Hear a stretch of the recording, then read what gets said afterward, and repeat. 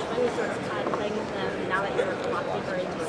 Yeah, no, it's always a scary thing at the beginning of a series because you don't have time to reflect. I mean, you have your delivery date, you have your air date.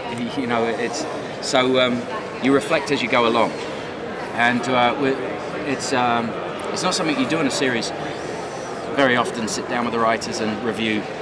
But we do. We watch the edits together. We review things. It's a very open relationship. So I think right now the show just gets better and better, and we're all the way up to 9 already. We're shooting 10, and I can honestly say, yeah, no, things get better and better the more confidence we have with the material, because it's a scary thing. It's a whole world that's been created. It's a whole origin story for pretty much a lot of characters that we started from scratch, and but it was scary because, like I said, we didn't have any time to turn around. We had to keep going forward. You say you've you said you've shot through episode 9. Yeah. What can we expect going forward with Gotham? A lot of origin stories. I think more than anything else, it's a saga. It's a saga about how Jim Gordon can navigate such a corrupt world, and how does he keep his head above water? How does he keep himself safe? And is he going to find somebody to help him fight that crusade, or is the crusade actually going to destroy him? I mean, he's navigating the world. He's leading us through this world, and he's going to go down some dark alleyways and in some back rooms and meet some pretty awful characters. But it's much more about his moral centre and how that is comparable to Bruce Wayne's moral centre, and how he's struggling to survive a world without his parents and an overprivileged world without parents, without guidance. Related to that, in San Diego, you talked about how there was still some discussion between you and Bruno about what Harvey Dent would be in this world. He might have been a law student. You've since announced he's an assistant DA. Yes. So as you're introducing Harvey Dent into this world, can you talk a little bit about what this relationship will be with Jim Gordon? Well, I'd love to save a lot of that for the episode, but in episode 9, that's very we meet. What's great about it is he's another idealistic assistant DA who understands, just like Jim does, how corrupt this place is. You know, there's no hint yet of a dark side to this guy. It's much more about, is he going to help Jim through this world, or are they actually going to be at odds? Are they two north magnets? You know, that's what we're going to explore. So they don't know each other yet? No.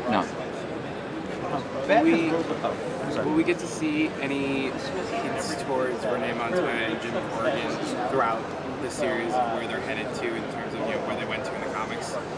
Will we see that at all? Yeah, that starts to come. That starts during the middle of this season. We start to see, I don't want to give too much away again for people who haven't read the comic books, but yeah, Montoya is somebody we're playing with a lot. What faithful do you stay to the comic book? You know what? No, we respect the comic books, and we don't mind. We need to understand the comic books, but yeah, Gotham is a world that we take responsibility for ourselves. I think it's the only way you could do really good stories is to fully commit to the world we've created. And that's what we're doing. With Batman's Rogue Gallery, he has such an assortment of interesting and dark and just all kinds of characters. What is it that the ones that you're most excited for that you're introducing, or the ones that you're going to work on in future episodes? Villains? Yeah.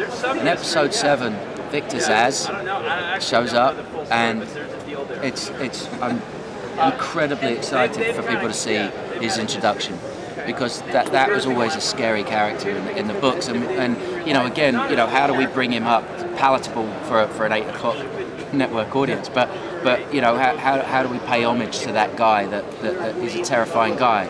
And it's funny, he was an actor that I worked with on a show 5 years ago, and his appearance has changed since. And I met him recently, and he said, if you can think of anything for me, I was like, great. And then when Bruno said, what do you know about this character Victor Zsasz? And I was like, I know the guy who can play him. It was so great. And then I was watching the dailies, and him playing this character, and I get chills thinking about it now. It's like that I'm proud of. And just proceeding towards like our Arkham Asylum is being teased and seen a lot. Are we going to see any Amadeus Arkham or any Hugo Strange coming on? Hugo Strange has been talked about actually. Yeah. Arkham right now we're just trying to. There's a big storyline for Arkham because when we see Arkham it was going to be shut down and it's very abandoned, but it wants to be reopened again, and so all of that's going on, and there's a lot of dark secrets beneath it.